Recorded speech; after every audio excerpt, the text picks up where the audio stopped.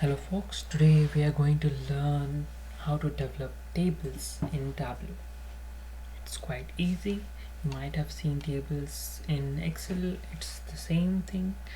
Let's try to develop something different in Tableau. And there are two types of tables we can develop in Tableau. One is the simple text table and another is the highlight table. I show you both in this particular video. Let's drag segment to columns, order date, two columns. Let's drag category to rows and subcategory to rows. So we have the overall structure ready.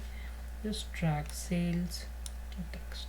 Here you are able to see the categories furniture, bookcase. These are the subcategories the furniture has.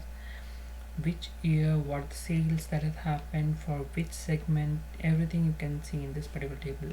But in this, and the problem with this table is difficult to identify where we had the maximum sales, where we had less sales. So for that we can just click on this highlight table and it's easy to identify where we had the maximum sales. That happened in 2017 for consumers.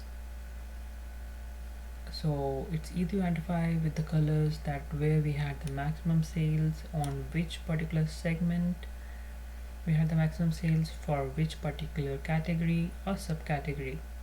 So this is a better way to visualize the data and gives you a proper visual impact. It's easy to catch where we have the least sales and where we have the maximum sales.